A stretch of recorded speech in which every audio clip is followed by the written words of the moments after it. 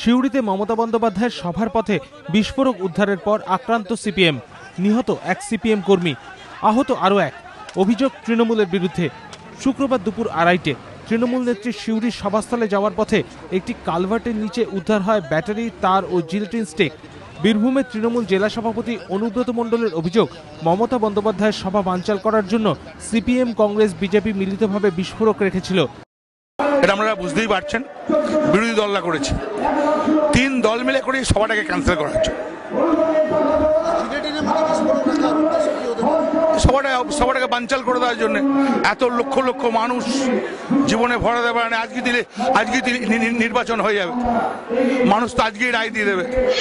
CPM এর অভিযোগ, স্থানীয় এক তৃণমূল নেতার নেতৃত্বে সিউড়ির কেউবেনা ডাঙ্গালপাড়ায় তাদের দলের 3 কর্মীর বাড়িতে হামলা চালায় দুষ্কৃতীরা। শেখ হিরালাল নামে এক সিপিএম কর্মীকে ধারালো অস্ত্র দিয়ে কোপানো হয়। তড়িঘড়ি তাকে সিউড়ি হাসপাতালে নিয়ে যাওয়া হয়। আশঙ্কাজনক অবস্থা হওয়ায় সেখান থেকে ওই সিপিএম কর্মীকে নিয়ে কলকাতার উদ্দেশ্যে রওনা দেন পরিজনরা, কিন্তু পথেই মৃত্যু হয় সিপিএম কর্মী শেখ হিরালালের। ঘটনার তীব্র নিন্দা করেছেন বিরোধীরা। মুখ্যমন্ত্রীর নিরাপত্তাকে আরো অনেক জোরদার করা হোক, তাকে নিরাপদ রাখাটা উচিত, কিন্তু এটাকে প্লি করে পাল্টা হামলা, আক্রমণ, যা আমরা অন্তত দেখলাম, কর্মী আমাদের খুন হয়ে গেল, এটা কোথাও না কোথাও বন্ধ করতে হবে। খুব বিপজ্জনক হচ্ছে, বড় রকমের তদন্ত হোক। কারা করেছে সেগুলো বের করা উচিত, কিন্তু তার দলের লুম্পেনরা যদি কোনো কর্মী বিরোধী দলের, রাজনৈতিক দলের বাড়িতে যদি গিয়ে আক্রমণ করে, তো সেটা তো অত্যন্ত একটা জঘন্য অপরাধ।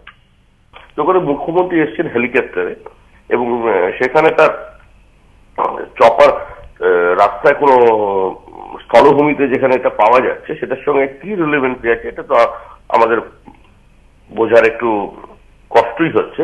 মুখ্যমন্ত্রী অনেক বড় মাপের নেত্রী এবং নিঃসন্দেহে তার দলের যারা কর্মী আছেন, তার যারা অনুগামী আছেন, যারা তার কথা বিশ্বাস করেন, যার কথায় তারা আবেগপ্রবণ হয়ে পড়ে, সেখানে এই ধরনের উস্কানিমূলক বক্তৃতা, এই ধরনের ঘটনা ঘটার পরে যে ঘটনা ঘটছে, এটা নিতান্তই দুর্ভাগ্যজনক, নিন্দনীয়। এর আগে আক্রান্ত হন আরও এক সিপিএম কর্মী। বিস্ফোরক উদ্ধারের পর বাইকে করে ওই রাস্তা দিয়ে যাচ্ছিলেন এক সিপিএম কর্মী। অভিযোগ, সেই সময় তৃণমূল কর্মীরা বাইক থেকে তাকে নামিয়ে বেধড়ক মারধর করে, তার বাইকও ভাঙচুর করা হয়।